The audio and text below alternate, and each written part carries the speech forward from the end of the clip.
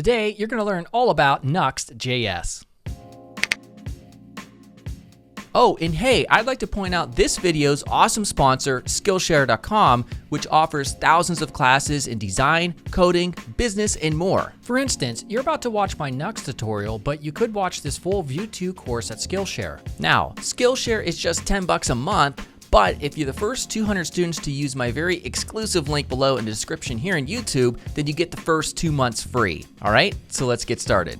Hey everyone, Gary Simon of Coursetro. So today we're going to be stepping into the world of Nuxt.js, which is powered by Vue. So if you never touched Vue before, make sure you watch my free Vue course or one of the other ones out there before watching this tutorial. So going forward the next week or 2 or 3, I'm really going to be stepping heavily into the world of Nuxt, but this is a very simple beginner's level Nuxt tutorial or crash course, if you will. And so what we're going to be making is right here. So it's a very simple site, a simple layout. We have an about page. We have router transition animations occurring here. And so we're going to be touching on a lot of stuff here.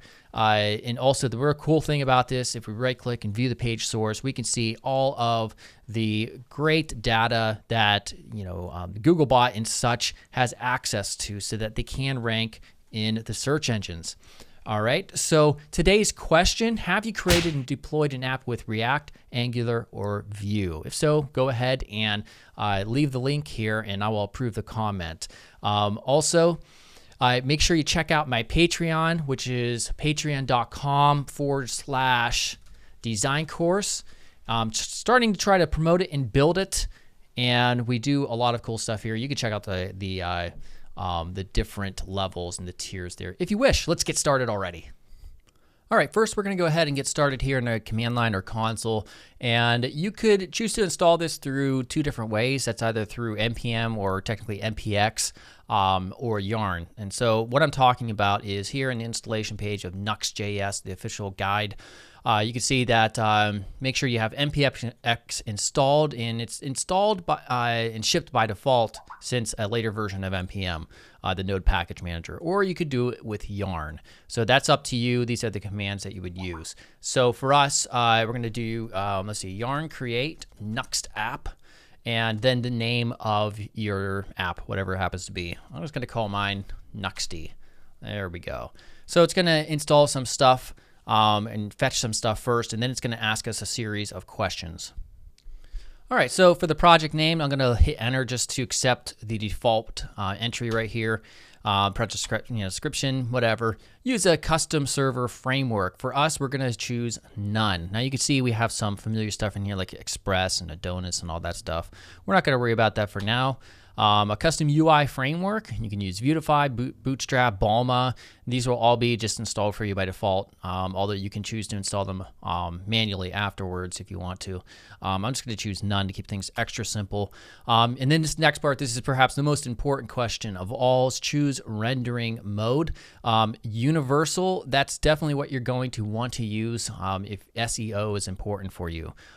Single page app, you're not going to get that, the on-page SEO stuff when you view the source and when a Googlebot tries to crawl your page. So we're going to choose universal.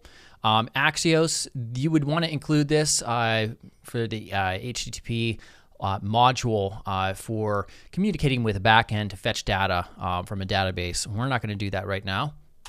And of course, going forward throughout the next week or 2, we are going to be choosing some of this stuff just to show you, but I want to make this ultra simple. No ESLint or prettier, author name, blah, blah, blah. I'm just going to leave this at npm and then let it install.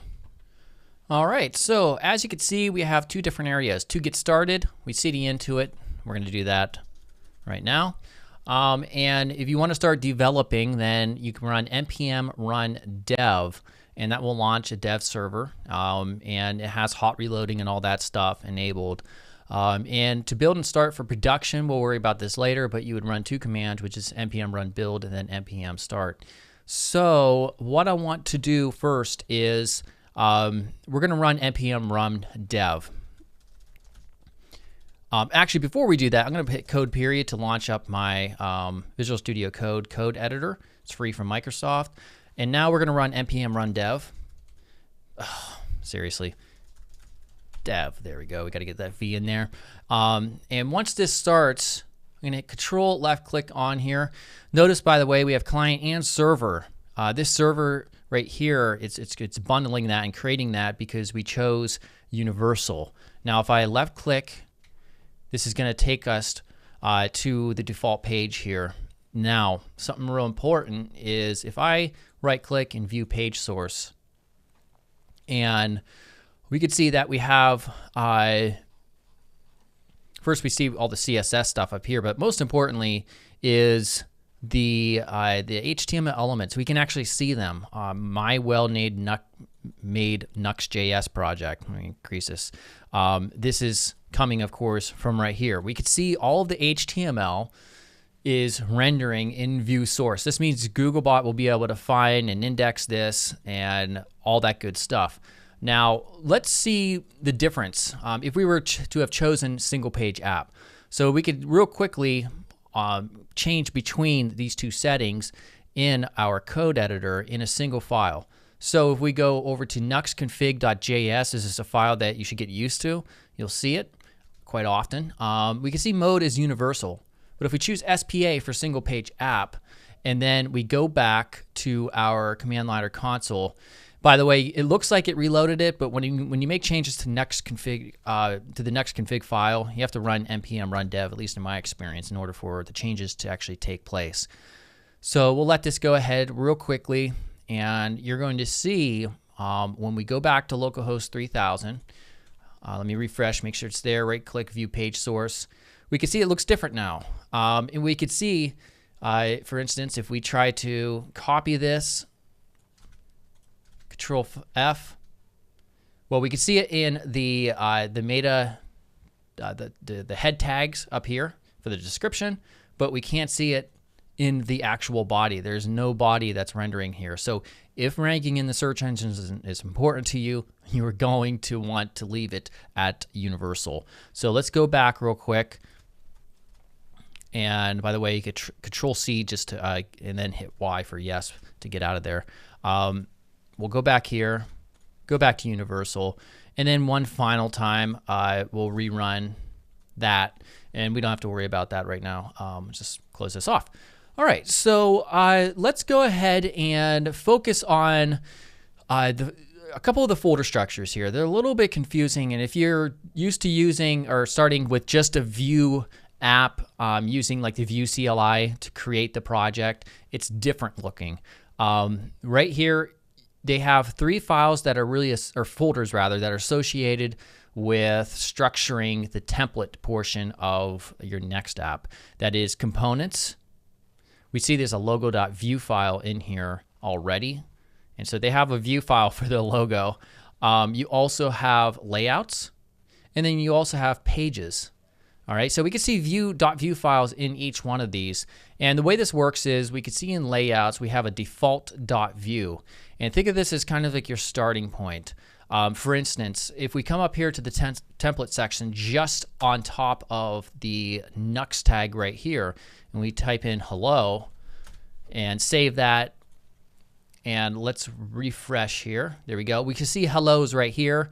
And then we see this stuff down here. Now, where's this stuff coming from? Well, that's coming from whatever is being inserted into the DOM because we have Nuxt right here. Well, what's being inserted there is actually in pages index.vue. All right, so think of it like that. Your default, your layout, that's the kind of the starting point, and then your pages is what goes in place of the Nuxt element right here. All right, so what we're going to do is let's create just a very standard looking layout. So what we'll do inside of here, we'll create a folder. This is optional, of course, called partials. It's just kind of a standard pattern for this sort of thing. And we're going to have like a nav bar at the top. So what we'll do is create inside of partials a file called nav.vue. All right, so I'm going to type in scaffold, hit enter. And if you have the Vue extension installed for Visual Studio Code, you should be able to do that. If you don't have it installed and you're working with a Vue file, it should prompt you to install all that stuff. And then you can just install and then reload Visual Studio Code. All right, so coming in here, what we're going to do is let's see here. In our nav, we're just going to create some HTML initially here. So we're going to put in header. We're going to put in an A here, and I'm just going to call this nuxty. I know that's silly. And then we'll also put in place of the A. That's not a good idea. I forgot about that. Instead of using anchor elements to try to navigate between pages, assuming we wanted the logo to, once a person clicks on it to go back to the home page, then we're going to use a Nuxt specific element, and that is nuxt-link, just like that. And then you use, instead of href, you use 2 equals, and then wherever you want it to go. All right, so we're also going to give this a class of logo, and then we're just going to put in nuxty for the anchor text here. Now let's put in a nav. Let's get rid of the sidebar, Control B, and make this a little bit bigger. And then also a UL element and an LI element, and inside of there a nuxt link. And we'll put in 2 equals. This will be just going back to home, so this will be a home link. And then we'll Shift Alt and down arrow key 3 more times. And this one is going to be the these are pages that have not yet been created. Services and about contact, something just generic like this. So about, services, and contact. All right, so let's go ahead and, in order for this to work right here, we're going to go ahead and head over to our default.vue file. And in default, in order to get this working correctly, we have to import our nav element, capitalizing the M. And then in order for this to work further, and by the way, let's get rid of all that stuff in style. What we'll do down here is we're going to put in script. All right, and then we're going to import our nav from, and this is partials nav right there. We don't have to put the Vue extension. And then components that we're importing is nav. All right, so now let's go ahead and view this. As you can see, there it is.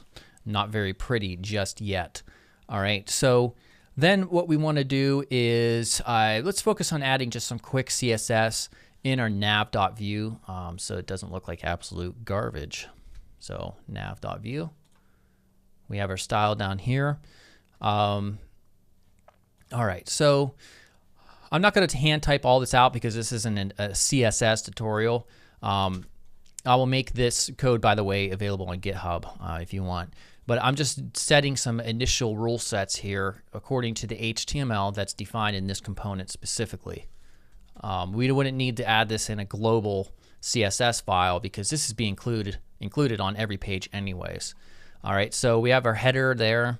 We also have a rule set for both the logo class and our LIA class, and these are just styling them the same. We also will have just some other quick rule sets. I'll paste them all in at once. So we have our nav. We're using a display grid, by the way. Nav justify self right. This display grid right here, we're just using that to structure that top navigation. Let's go ahead and save that. And there we go. Not exactly the prettiest thing. Let's say, for instance, let me reset this, by the way.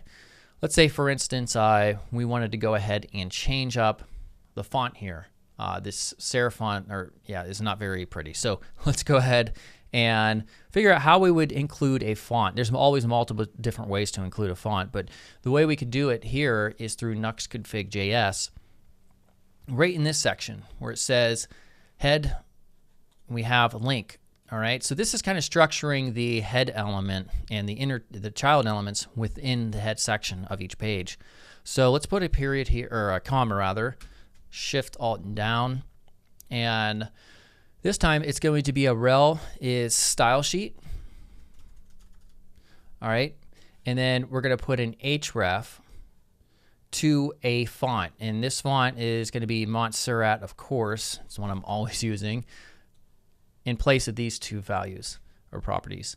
So rel style sheet, href is this font's a Google APIs Montserrat of a 300 and 700 weight. So if you want to discover where you get that from, you just go to google.com/fonts and you can get a bunch of fonts. All right. So now what we'll do is save this, and we can't yet gain access to this. We're going to come down here to this section, global CSS. We can see we have a CSS array. So inside of here, if we want to define a global CSS file that will apply to everything, then we'll do it right here. And we're going to put it in @/assets, a folder called CSS, which doesn't exist. We'll create it in a second. And then main.css, which doesn't yet exist. So let's save that. Hit Control B. And we're going to go to our main, or assets rather, and then a CSS folder and a main.css file.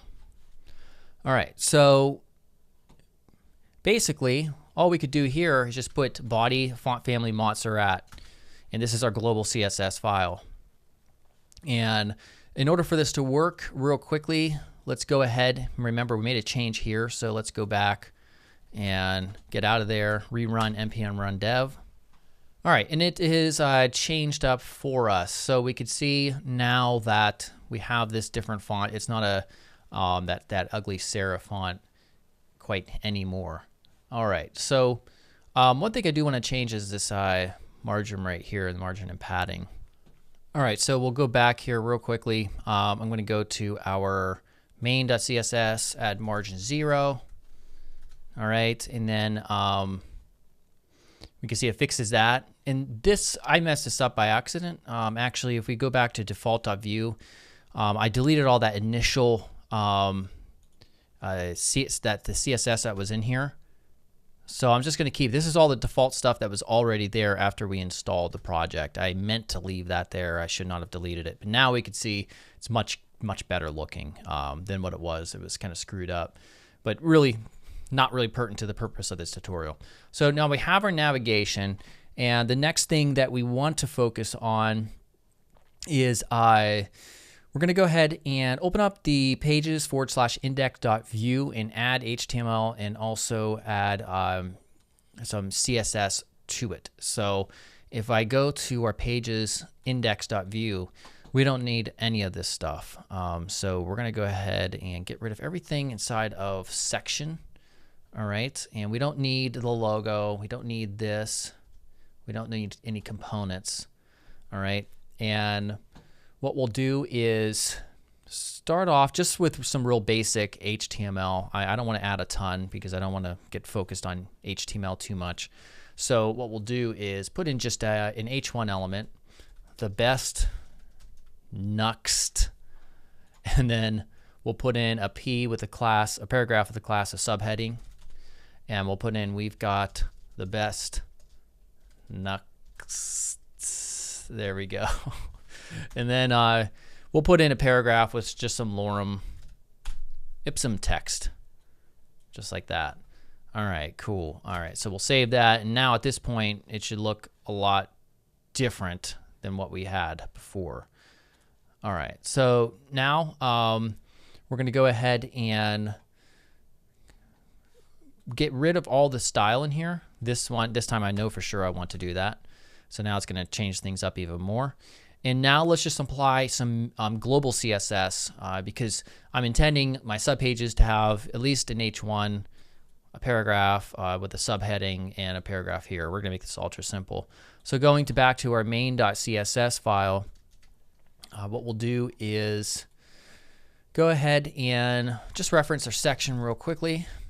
A big old thick padding of 5 EM. I'm not worried about making this responsive right now or anything. You can do that if you wish. Also, our H1 element, just a font size, making it bigger and transforming it to uppercase. We also have our subheading underneath it, which is a class. All right, so font size 1.5, margin bottom, text transform uppercase. We're making it gray, and then font weight bold. So at this point in time, this is what it looks like.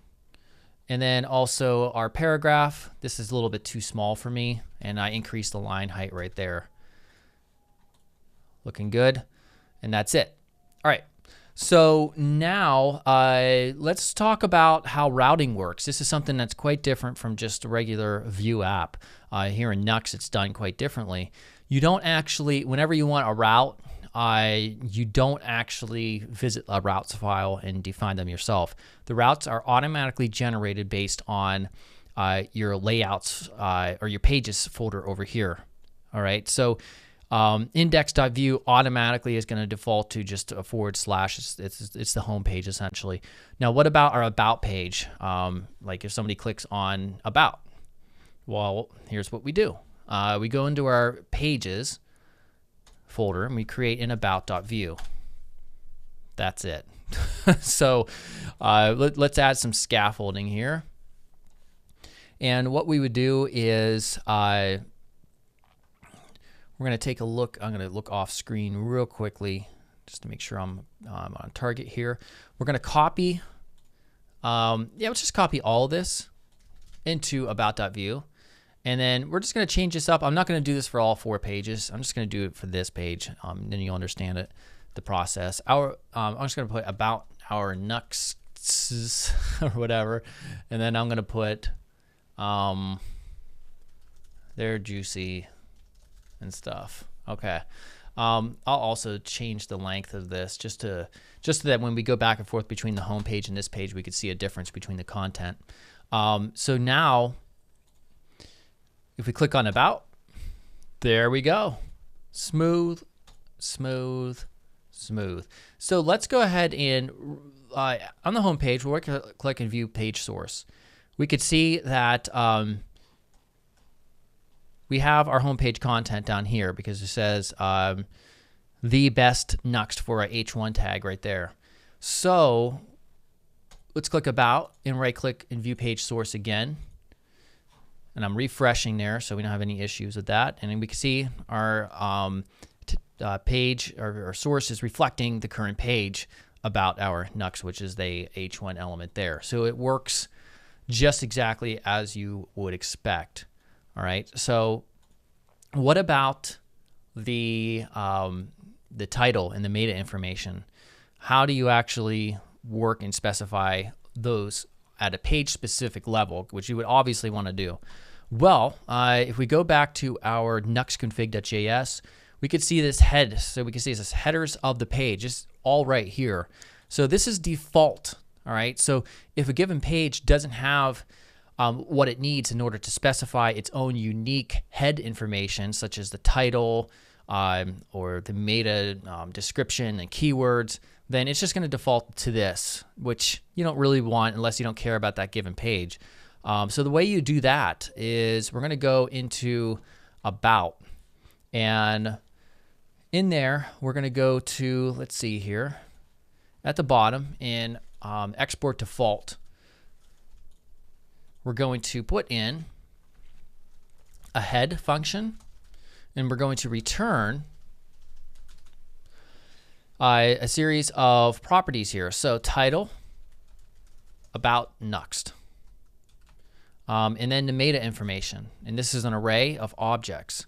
So the most basic way to do this, if you want a meta name and keywords, for instance, we'll put in an object with a name property. This is the description of the meta property that you want to use, and then content for the value of it. This is my about description here. All right, just like that. And then we'll put a comma. We'll do a keywords.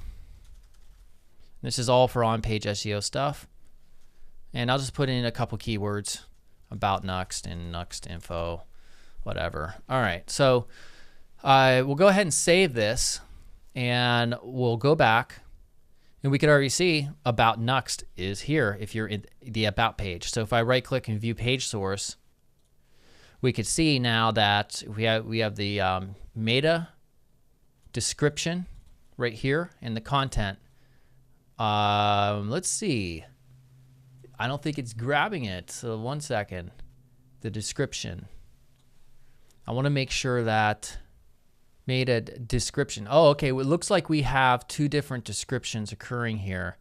So what we could do is, because of that, we'll go back to our Nuxt config, and I'll just get rid of the description right here. Now, once, because we made a change there, rerun that. We'll go back to About, View Page Source, right click it, and then now we just have our meta name description, and this is my about description, and the keywords are also there as well. Meta name keywords content is right here. Awesome, awesome stuff. And so now if you want, all you have to do is take this in our About view, copy it, and go to our index. All right, and then we'll just put in Nuxt home. And I'm not really going to worry about changing these up. I don't care. As long as we can see the title changing, we're good to go. So no, I don't want to translate. I don't know why it's asking me that. Oh, it's because of this stuff. That's why. So now we can see Nuxt home. That's reflected here in the title. And then if we go back to About, we'll see it's reflected there as well. Awesome, awesome stuff. All right, so we got pretty far so far, but let's also talk about router transitions. All right, so they make it super simple to create interesting router animations that occur between your different pages. All right, so to do that, what we'll do is let's actually check out the nuxt.js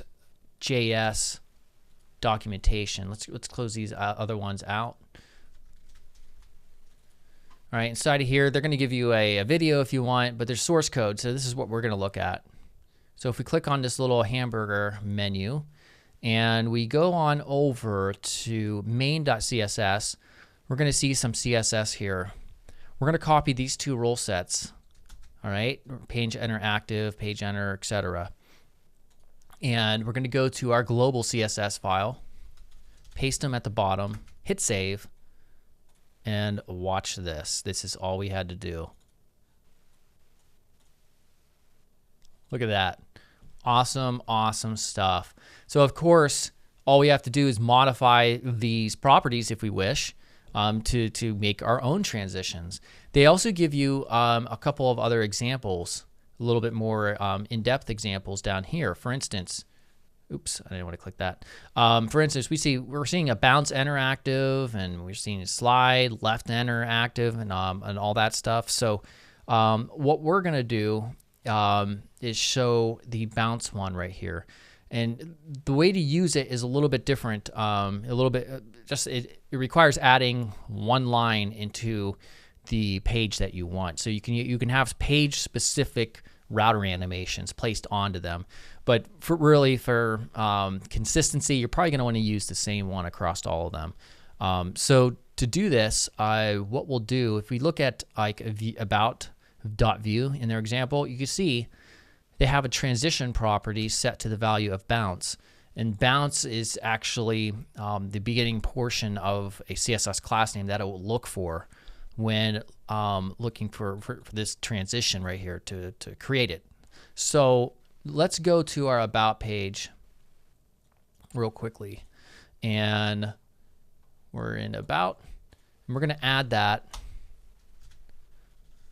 with a comma at the end. So if we save this, nothing's going to happen because we don't have that CSS just yet. So now if I go back here to our main CSS, we copy this, and we go back here, paste it, we save it. Now if we go to home, it's just going to, we're already at home. So if we go to home, we can see it's just the regular, because we didn't place this on the index view. We placed the transition property on About. So you can see it's a little silly. It's a little bit too dramatic. So let's improve on it a little bit so that it's not so crazy looking. I think we can definitely improve on what that looks like. So what we'll do is first, we're going to get rid of this stuff, page interactive. We're going to rename this bounce so that it will use the default one so that we don't have to place these on all of our different page. What I'm talking about is so we don't have to add this. So we're just going to get rid of that. And we're just going to make the very default one, page interactive, page leave active. All right, so the animations themselves, I want to change this. This is a little bit too dramatic looking. This is just me having kind of fun about this. So first, I don't want the 50% ones. They're really not going to bounce anymore, but we're going to change them up just a bit. So we're going to scale. This is bounce in, so we're going to scale it from 0.9 to 1, so it's not going to be as dramatic. And we're going to also take the opacity to 0 and this opacity to 1. Then finally, over here, we're going to have the opacity of 1, and then the scale 0.9. We're just reversing the order from the other one, the animation above it, and the opacity to 0 here. So now, if we go back and refresh, go to home, oh, that's much better.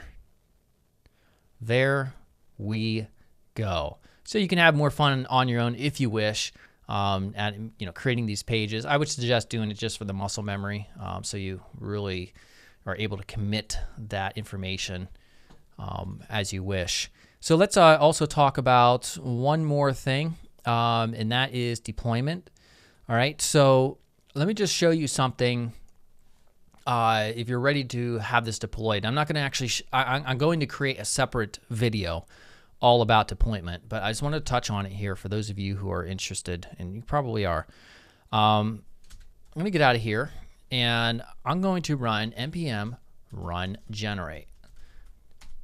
All right, so it's going to look like the same process when we ran npm run dev. You're going to see the client and server build out here, except this time it's not going to launch a server. It's just going to create a distribution folder or a dist folder. All right, so now if we go back, Control B, and we check out our folders, we can now see this distribution folder right here. All right, so basically, this is what you would upload to a static website host, and you would run npm run generate if you wanted to be able to run this in a static fashion of sorts. So for instance, if we go back to our command line or console and go to cd dist, and I type in HTTP server, and this is a package, by the way, called HTTP server that you can install with npm or yarn.